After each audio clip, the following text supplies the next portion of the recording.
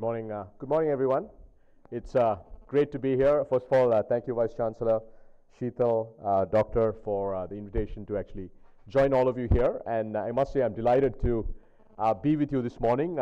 Ansal University is a campus I hadn't been to before. So, I have one of the things that I have in life is every day I should do at least one thing I've never done before.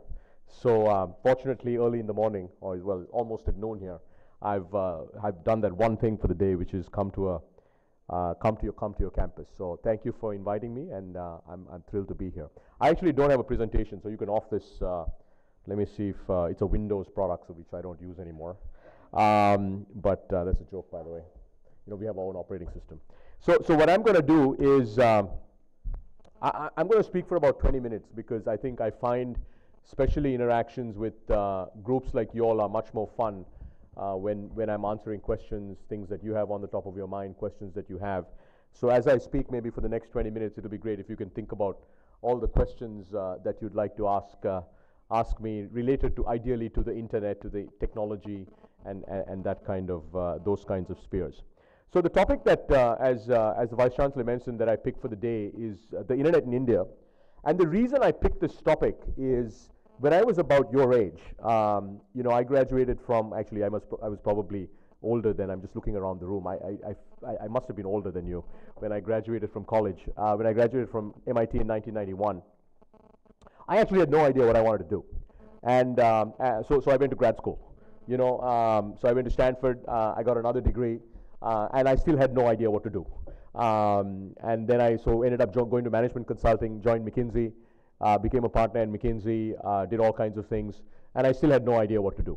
And then, in 2003, I left Dell. I left McKinsey, joined Dell, worked for Michael Dell, who's the founder of Dell. Did that for a couple of years, and then I started actually thinking that maybe I found something that I really would like to do for the rest of my life. So it took me basically a decade after grad school to figure out what I really wanted to do. And I think around 1996, I read this book written by the founder of a company called SoftBank, which is in Japan, Masayoshi Son, which is the most successful technology company in Japan, where he talked about, he went to Stanford as well, when he left graduate school and he went back to Japan, he said, I wanted to do something or be in a sort of a zone that I could do for the next 100 years, right? Now at the time, this was in the mid-90s, people actually didn't think they'd live to be 100. But I found that very interesting. So ever since I read that book, I was on this path to find something that I could do for the next 100 years. And what I'm going to try to do today, and by the way, now that, this is now obviously many, many years later, almost a decade after I left McKinsey, joined Dell, and then sort of thought, okay, maybe I found this area called technology that I'd like to spend the next the rest of my professional life in. Now I'm very clear.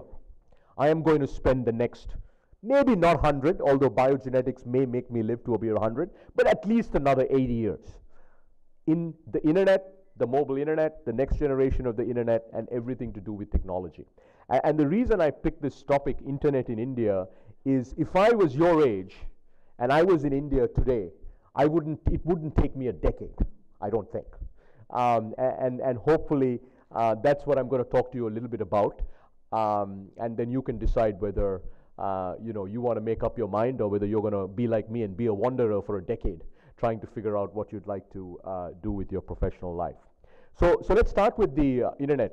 How many of you are on the internet today? Do you mean to tell me some of you aren't? How many of you are in the internet as we speak right now?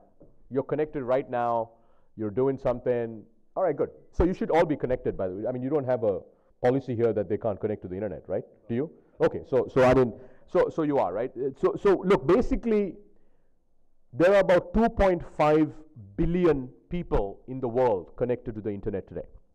To give you a sense of the scale, when I graduated 22 years ago, a long time ago, there were no internet users in the world.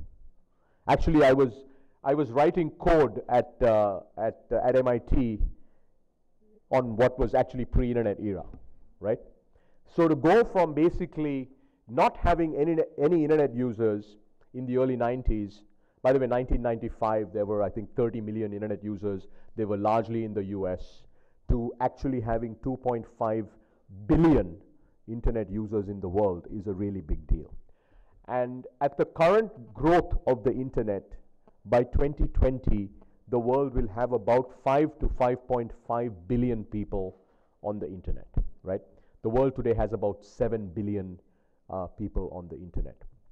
That's a very big number, right? And especially as you think about, what does that really mean for countries, for societies, for economies, for businesses, for you, right?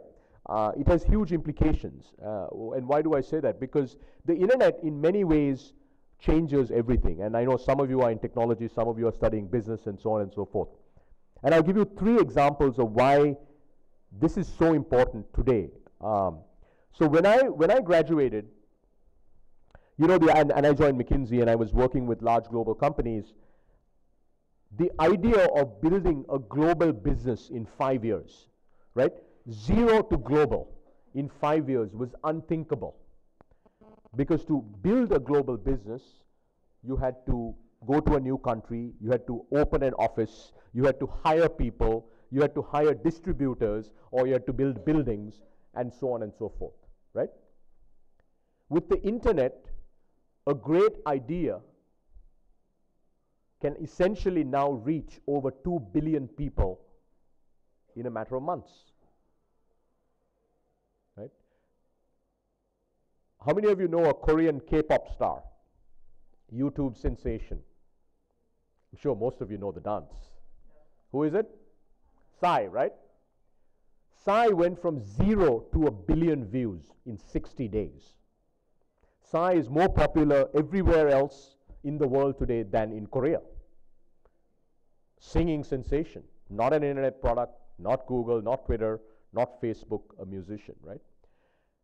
Twitter, launched 4 or 5 years ago, several 100 million users, $1 billion of revenue, and $25 billion of market value.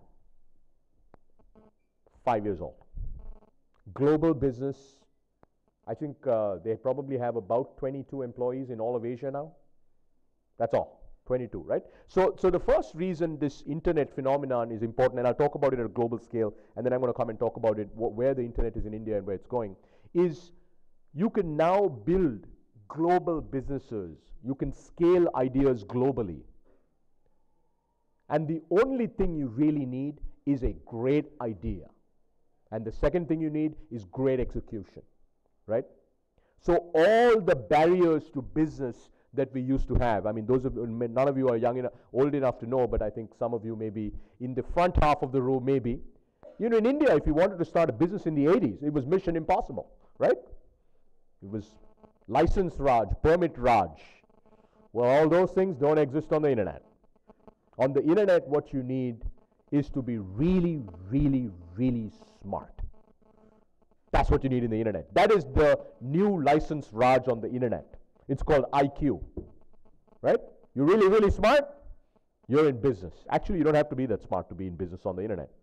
So that's the first thing that's changed. I think the second thing that's changed is it has made, not only can you build businesses globally, it has changed many, many aspects of how we live, right? I mean, think about how you live today. How many of you still have a traditional alarm? Anybody have a traditional alarm? You kind of wind it up, or you set it, and you set it on the, it's okay, guys. I mean, don't feel shy. I mean, it's fine. Not a single one? Actually, this is the first room. Can you think about this? Nobody in this room has an alarm. I haven't had an alarm for a decade. Actually, my mom, she doesn't have an alarm.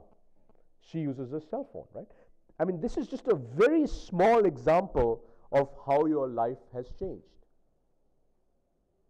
Today, you can pretty much communicate with anybody, anywhere in the world, and if you've got something interesting to say, you can hear from him or her actually within about a couple of hours, right? Anybody in the world can reach me anytime. All you need is a powerful idea, and I will get back. But a lot of people try to just reach me. That's not.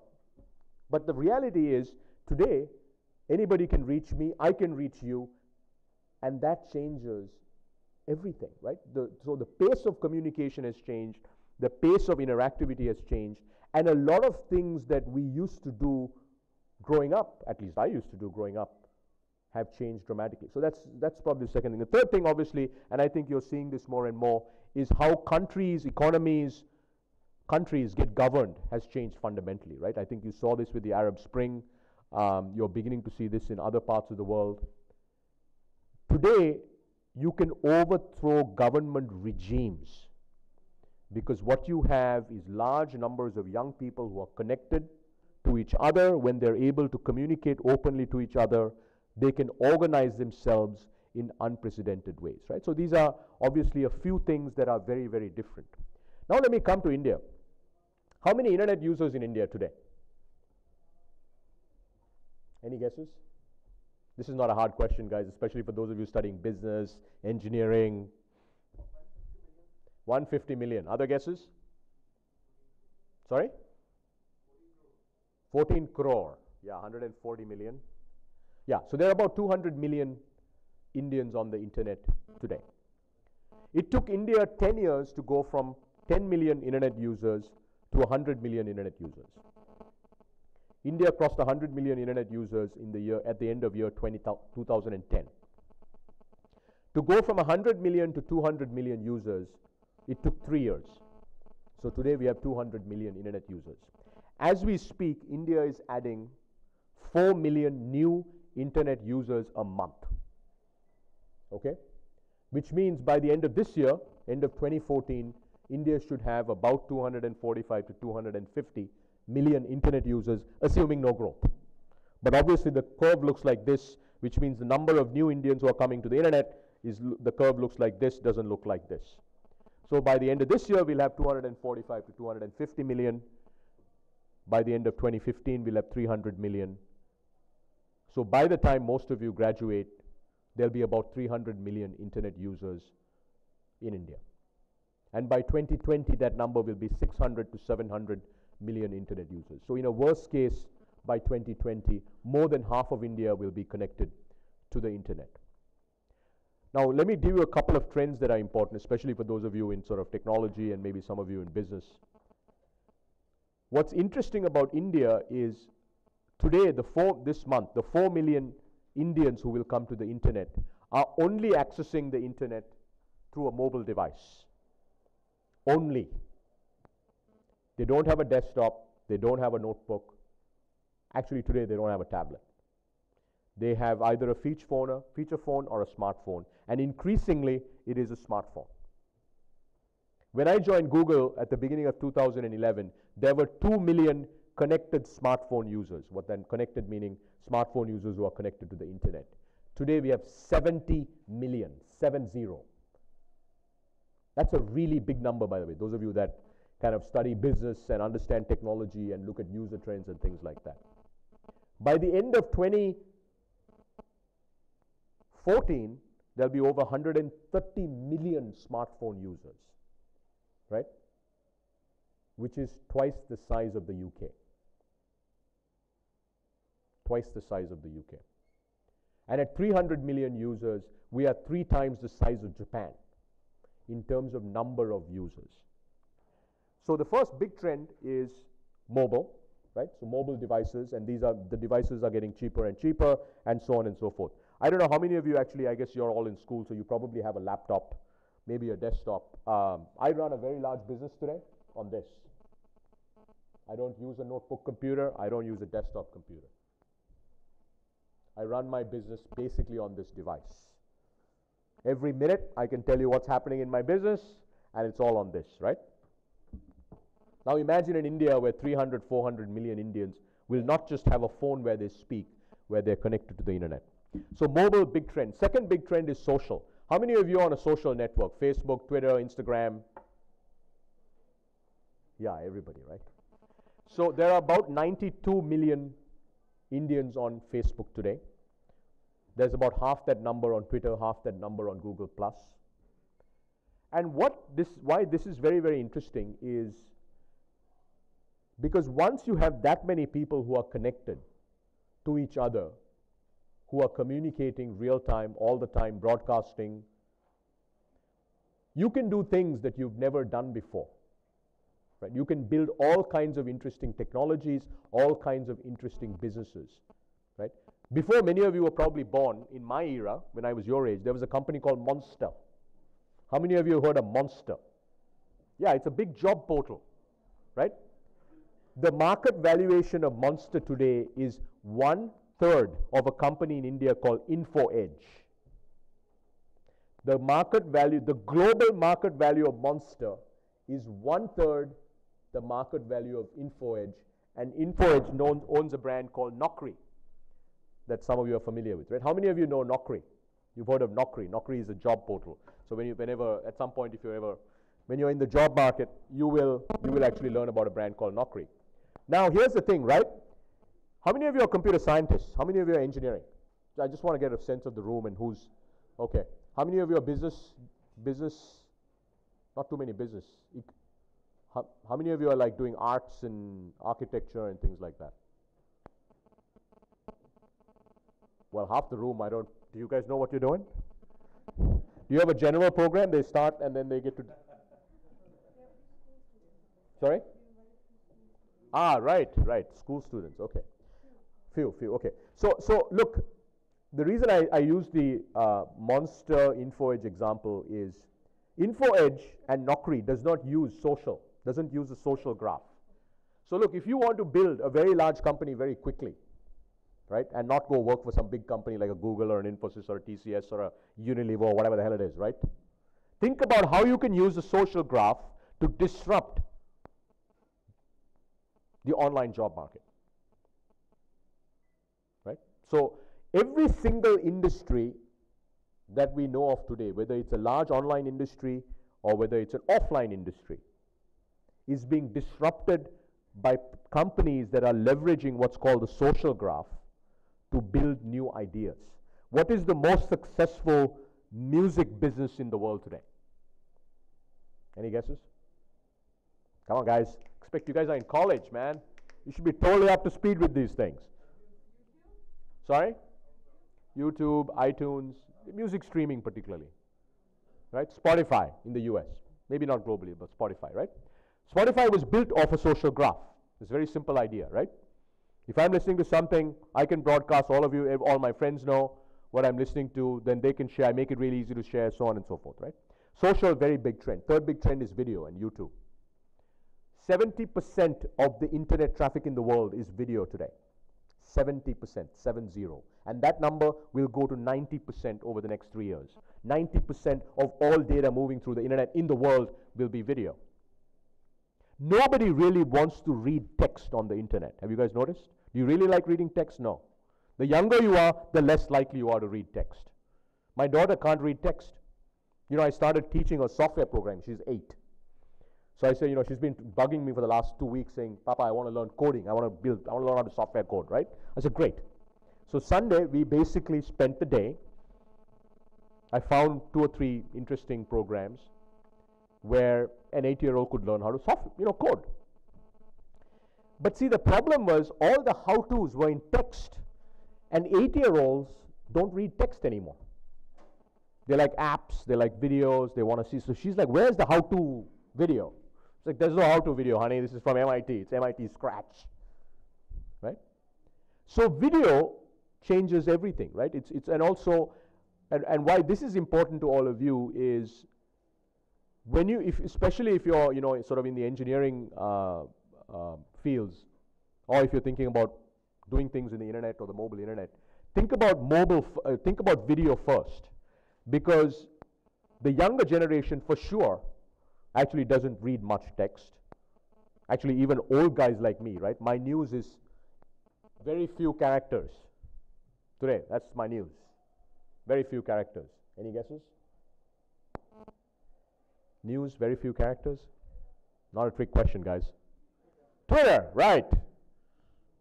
That's my only newspaper I get in the morning. Actually, it's real time, it's all time. Right? It's called Twitter. So video is very, very big. And then the next big one is, in India especially, is going to be commerce. Any guesses last year how much e-commerce was done in India? Any guesses? Clearly, this is a really up-to-speed group on the internet. I'm glad I'm talking to your group, Vice Chancellor. Any guesses? Revenues. Flipkart, Myntra, come on. How many of you have bought from Flipkart? Yeah, a lot of people. How many of you bought from Myntra? Okay, good. So how much revenue, how many of you bought an airline ticket from Make My Trip? Oh, good. So if you take all the online travel e-commerce companies, product e-commerce companies, how much revenue do you think those companies generated last year? $5 billion. Sorry? $5 billion, yeah. Any other guesses? Last year was $13 billion. Almost 80,000 crores. Growing at 50% year on year. You know, it used to be in India, if you wanted to build a 1,000 crore company, first of all, you have to come from a wealthy family. Is that right? Secondly, you have to know lots of people. Thirdly, you have to have lots of luck. So your parents went to temple every day. Right? You start wearing all kinds of bands. So here's what's really cool about the internet. You can build a 1,000 crore company in 2 years. Flipkart is 3,000 crores growing 200% year on year. Right? InMobi, which is a mobile ad network, the founder is all of 28 years old, is worth $1.5 billion, right? 9,000 crore valuation company, founder is all of 29 years old. E-commerce is really, really big. So for those of you that come from families where, you come from family-run businesses, right? Most of you probably do. Many of you probably come from family-run businesses. You should think about e-commerce. Because today, if you're selling a consumer product, e-commerce is actually a very, very interesting place to be. Of the 200 million Indians, about 20 million buy online. So only 20 million out of the 200 million Indians buy on the internet today. China has 550 million internet users. 250 million of them buy online. Have you heard of a company called Taobao? Anybody? Okay. Taobao is China's largest e-commerce company. You know how much revenue they do? $160 billion. Taobao is 3 times the size of Amazon globally. And why is it that you should be excited about the internet in India? We're about 6 years behind. So e-commerce, very, very interesting, very, very large. Obviously takes a huge amount of capital to build out those kinds of companies, right? And then the last one I want to talk a little bit about is how the internet is changing many, many aspects about the Indian economy. And I'm just going to put 2 examples. One is small businesses, and the second one is education, since it's very relevant given that I'm here. So with small businesses, what the internet has done, it has enabled a small business here in Gurgaon now to be discovered by any consumer anywhere in the world. What you need is a website. And what you need is obviously smart marketing so you can be discovered around the world. We have thousands of examples in India where very small businesses are now growing 5 times, 10 times, 50 times faster than they were before, because now they're on the internet. They have learnt digital skills, and as a result of learning those skills, they're able to grow much, much faster. India has 47 million small businesses. 47 million, right? 4.7 crores. Only 400,000 of them are on the internet today. And only about 20,000 of them sell products online. Taobao, remember the Chinese company that I talked about, has 6 million merchants. 6 million small businesses in China sell through Taobao. The impact on India's GDP, if we can forget 6 million, 1 or 2 million small businesses to leverage the power of the internet is at least 10 points of GDP. It's massive, right? That's only 1 million, but we have 47 million. So small businesses are being profoundly impacted and can actually have a very, very significant impact on the internet, on the Indian economy. The second one is education. You know, it's very interesting, right? When I was growing up, if I had gone to my mother and said, hey, mom, I want to learn how to write code. By the way, code is computer programming. Well, at the time, we didn't have computers, so that would have been really hard to do. She would have had to ship me off to IBM labs. But today, you know, it's very interesting. I didn't bother to go online and find a computer science teacher. Think about what I did, right? The first thing I did, by the way, I sent out a tweet. I sent out a tweet. I don't have a lot of followers, a couple of thousand followers, and said, my 8-year-old wants to learn how to code. Any ideas? I got about 100 responses within about 30 minutes. Two of the sites, tinker.org, tinker.com, and MIT Scratch, seemed to be consistent across the responses that I got. So this is around noon on Sunday. By about 1:30, I'd done enough research to figure out these are the two sites.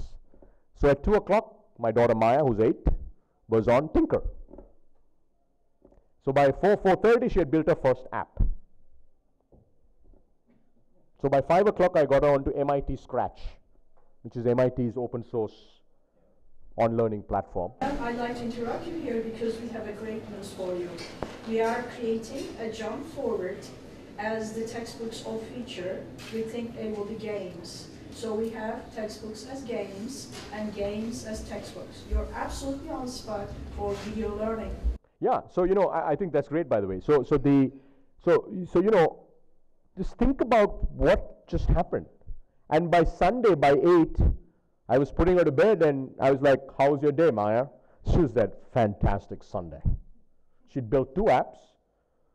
She's been wanting to program for like the last 2, I don't know what happened, but 2 weeks ago she came and said, I want to program, right? Think about how she's learned and how that whole learning experience just changed, right? Now, obviously, this was just a very, very small example of a very young 8-year-old wanting to learn how to build an app. But you could think about the impact that the internet and technology more broadly can have on education at every level, right? Quite frankly, you know, my 4 years at MIT, I kind of look back and say, oh boy, you know, could I have done that in like 2 months? The whole thing. Maybe. Not clear, right? I mean, I don't know, maybe. Now, by the way, I'm glad I was there for 4 years. I had a lot of fun. Probably learned a lot, you know, met all my best friends from there and so on and so forth, right? But the reality is the internet can change education in profound ways. Everybody today talks about Khan Academy. How many of you are familiar with Khan Academy? Yeah, good, right? So Khan Academy, by the way, I mean, today my daughter, she's also now, she's like, I want to learn more about physics. I'm like, oh, I can't teach you physics, you're 8. I mean, you know. So she's like, okay, show me, like, then she found Khan Academy. Because she's always on YouTube, always doing searches. Yeah, there you go. As long as it's online. Okay, good. So I will. So now I can tell her there's also Ansal Academy. Online Ansal Academy that you can go to. So those are some of the big trends, right? 200 million users going to 300, 400 million users. Mobile, huge trend. Social, disrupt every industry. Video, 90% of the internet. E-commerce, 90,000 crores going to lakhs and lakhs of thousands of crores. And finally, the internet will impact every single industry that you can possibly imagine. So what does this mean for all of you? I think what it means is if you're in engineering, this is a really good thing, right? Because India doesn't have enough computer scientists, doesn't have enough data engineers, doesn't have enough of just about anything. So you're in a good place. What I would encourage all of you to do, though, is to think about how can you start building products that India needs, right? We're a country of 1.2 billion, only 200 million are on the internet, which means the rest are not. So firstly, we need a whole set of things to get the rest of them on. And as you know, in India, we have, actually India doesn't have enough of anything, right? We don't have enough roads, we don't have enough ports, we don't have enough bandwidth, we don't have enough schools, we don't have enough doctors. I mean, it's amazing, right? And by the way, if you're an entrepreneur, that's like huge opportunity because there isn't enough of anything. So if you're an engineer, I think what this really means is there's infinite opportunity, infinite possibilities for you to build things. If you're in business, quickly get an engineering degree. Just kidding. Thank you for saying that. Right. See, we have a great conversation here. I have one fan in the room at least.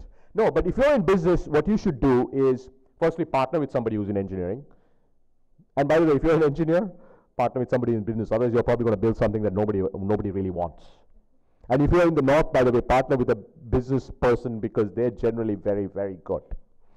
They can sell anything to anybody at any time. But if you're in business, I think you should think about how you can leverage the internet to build interesting products. Because as business people, if you're studying business, you have a pretty good understanding of what people want, how to think about product market fit and all those kinds of things. And then if you're studying anything else, I don't care whether it's architecture, medicine, what have you, deeply understand how technology is going to impact your industry, right? I'm going to end with one last example of how technology is going to impact every job as we know it.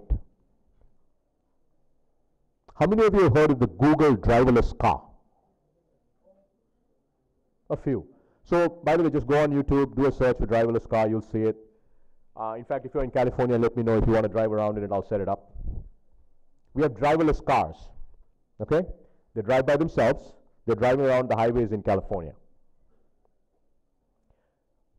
The basic idea there is very simple, right? Computer science combined with hardware technology, particularly sensors, should be better at driving than human beings.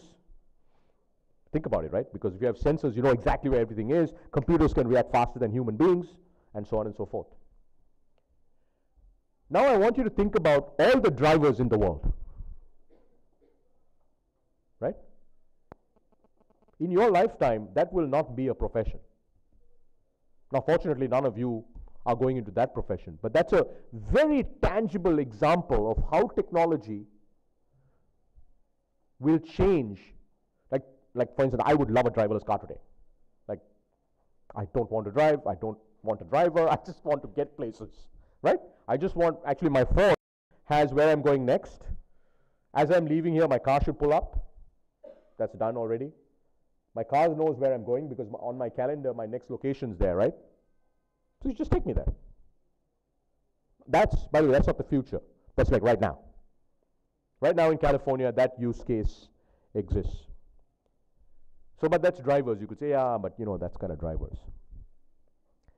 But I think what's important is computing, automation, robotics, and so on and so forth will change every job, every industry in very, very profound ways. So I think for those of you that are not in sort of computer science or engineering or business, my only ask of you is give a lot of thought to how do you think technology will change the industries that you're in. And the reason that's important to you is because you should start building those skills now, because then you'll be even more valuable when you actually get out into the marketplace and you're trying to do things. So hopefully that gave you some perspective of why the internet in India is now. And I'm really hoping that as those of you who get ready to graduate, you're able to decide much faster than I was what you'd like to do with the next 100 years. Because I have some news for you. Most of you will actually live to be 120 years. And that's biogenetics.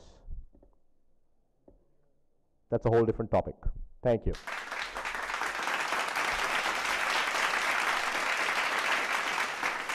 Okay, let's, I'll just open it up for questions. If you guys have questions, I don't know. I can take about 10 minutes of questions if you guys have questions. I'm Gitanjali Diwan. I teach computer science actually in a school, Pathway School. I was just wondering what the speed of those driverless Google cars, how? So, they'll drive on the highway, so 100 kilometers, 120 kilometers an hour. So there's no acceleration? No, so you can it's like any other regular car, so it will sort of decide how fast it needs to go. It knows the speed limits on the highways. Yeah, California speed limit, so 60, 65 miles an hour. But it can, like, if you come and, our co-founders drag race the cars, so, you can do, there's no limit to it.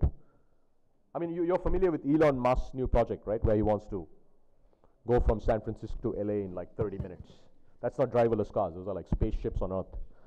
Okay, other questions? Hi, Anand. I have a question to you. In front, Dean of Engineering, Unal. Now, Google is doing so well in terms of advertisement in India as well. I've been here only for the last 3 months. What about incubation efforts of Google in India?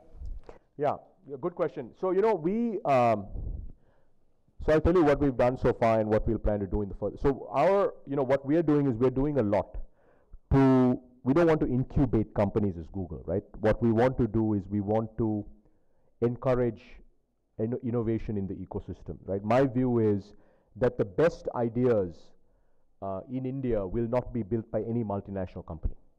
Because see, we don't have a deep sense of the real need of the real India, if I might call it that, right? So my view is, look, what we guys have to do as Google is make sure that there's massive innovation across the ecosystem. So we're doing a whole set of things. So for instance, one of the initiatives that we launched last year, March of 2013, we partnered with NASSCOM. NASSCOM is the industry association, to launch an initiative to create 10,000 internet startups over the next decade. So we were the founding sponsors of that. We've been working very closely with them. I sent one of my senior leaders there for a year to work with the NASSCOM team to launch it. And the idea there is, and I'll tell you what that program is trying to do. It's got 4 pillars to it. The first pillar is awareness building, right? So my view is, if young Indians knew the potential that the internet has and the potential for innovation and new business creation, right? We'll have many, many more young Indians wanting to build companies as opposed to go work for some company, right? So awareness building is one. Second is capability. So for instance, computer scientists, right? If you're a great computer scientist, you probably don't know how to write a business plan, or to figure out a marketing plan, or how to go raise funding, or how to hire a team, and so on and so forth. So we're doing a lot of on-the-ground capability building sessions, workshops, hackathons, and so on and so forth, meetups, and a whole bunch of things. So and the third one is funding. India still lacks on early stage risk capital, right? So we made it very easy now for a startup to apply, and instantly once we screen them, NASSCOM will send the business plans to the top 10 incubators, the top 10 seed funds, and the couple of the big angel groups. So that whole response time has changed, and so on and so forth. And the fourth one is really regulatory. You know, we want to make it easier to set up a company for VCs, and so on and so forth. So that's sort of one example. We're doing a whole set of other things. We have a huge initiative around women entrepreneurship. How do we get more women entrepreneurs to embrace technology, and so on and so forth. So Google incubating companies is not something that I want to do in India for at least for the next little while. But we want to do a lot more to encourage innovation at scale in the ecosystem. So I don't know whether that answers your question. Well, partly, Yeah. but I think I'd like to discuss that further. Sure. Yeah. Other questions? Questions from back of the room. There's one over there. Yeah, go ahead. Afternoon, sir. I'm a student of business. First of all, it's You found your engineering buddy? not yet. Go find one, man. So first of all, sir, it's a real honor standing before you here today. So you stressed upon the fact how we can grow, our business on the internet. And what I'm more interested in is when you stressed upon the fact that all the mobile devices, all the technology coming in, there's so many devices, like Google Glass, for example. These things are, there was a huge article on Newsweek just a month or two ago that there's so many places, like in the Middle East, such devices are not a very big success because of the laws over there. What's the question? Get to the question. The question is that how does a person like you or someone with such devices how do you fox your way around that? I mean, like Bitcoin in the US, Yeah. it was a hit before. They banned it. Now they're bringing it back again. So, such things. How does So first of all, if you're living in the Middle East, don't wear Google Glass, right? If you're living in India, carry this. So, I mean, look, regulatory frameworks change around, like, Google, we have our own set of challenges in China because of censorship, right? So there are some things we don't do in China. So I think the first thing to note is consumers are embracing the internet at scale. There are 2.5 billion people, right? So if you're, let's say, a business trying to reach consumers, you have to figure out what access devices are they accessing the internet on. So today, let's say you're trying to sell products. You need to have a website, you need to have mobile, and they need to be mobile configured, right? So your website needs to render on different mobile devices, you know, smartphones, feature phones, and so on and so forth, and tablets. So that's today, and maybe if it's like a travel product or a, you know, sort of a low ARPU product, you can have a mobile app. That's what you do, right? If you're building a game, let's say you're building a game, then you should build it for the smartphone, right? So if you're building a game today, you're not going to build a game for Google Glass because Google Glass hasn't launched yet, right? So it really depends on how are you going to what are you trying to do?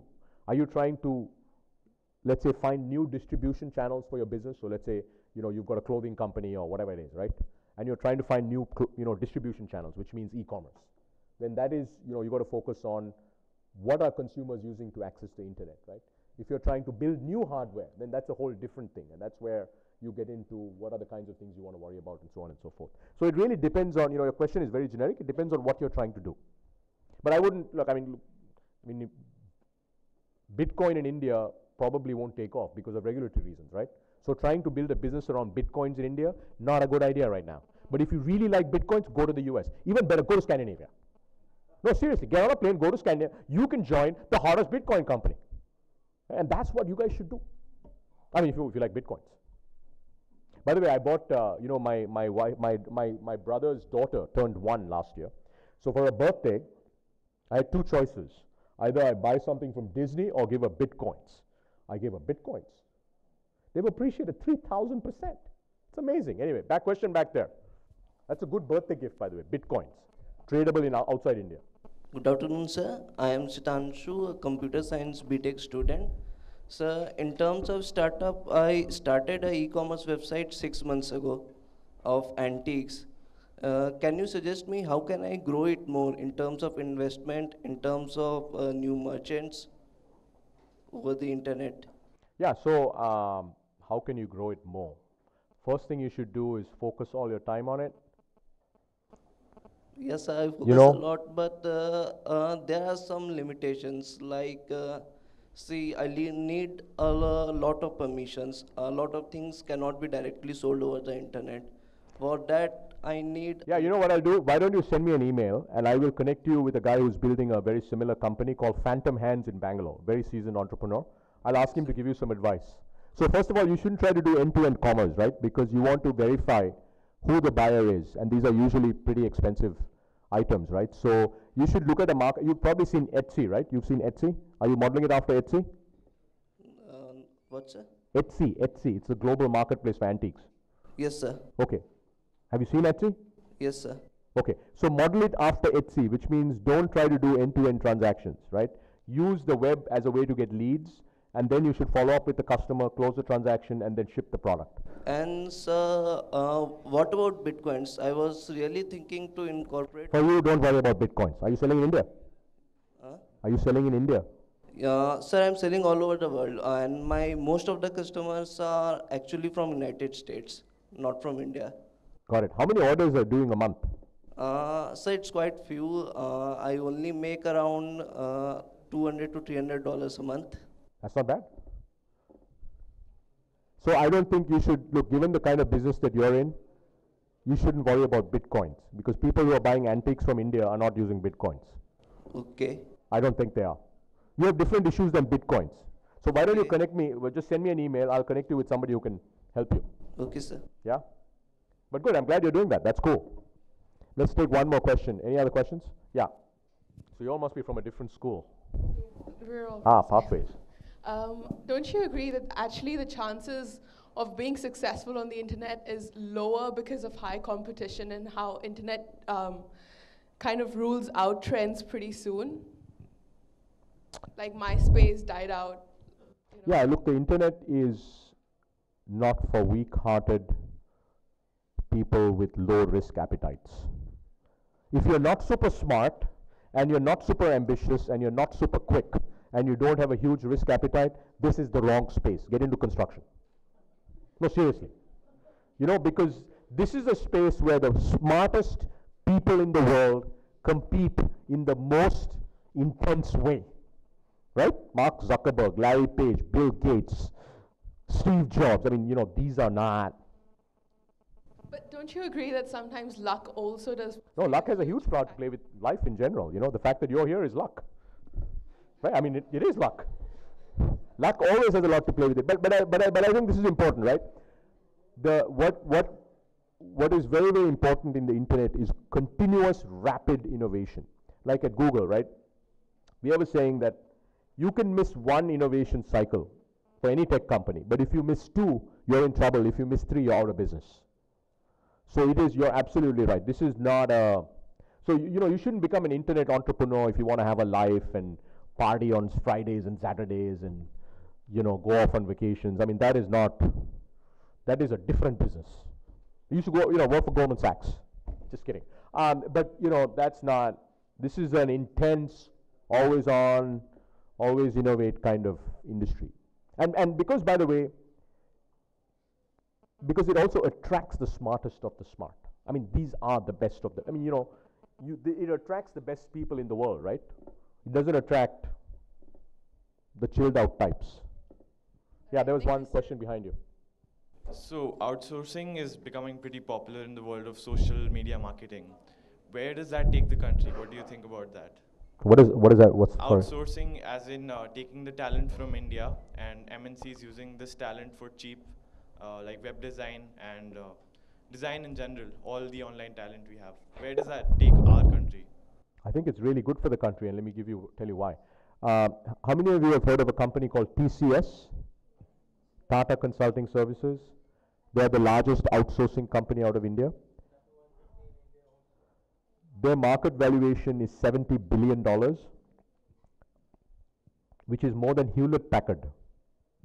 TCS's market value is more than Hewlett Packard and LinkedIn combined. And the way TCS is going, in about 3 months, their market cap will be bigger than Hewlett Packard, LinkedIn, and Twitter combined.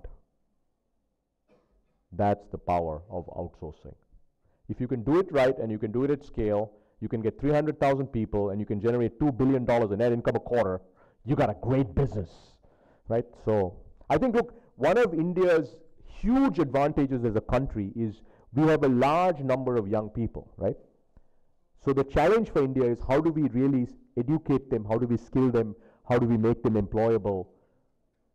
If they're employable, they will get employed, right? The issue that we have with our education system is that a lot of people who are being educated are not really employable. So outsourcing, I think, is a trend if you can do it very, very well. And one last question, is there a scope for affiliate marketing? As in with e-commerce, is there a pretty good scope for affiliate marketing? For people to earn a lot from affiliate marketing and not getting directly into the e-commerce?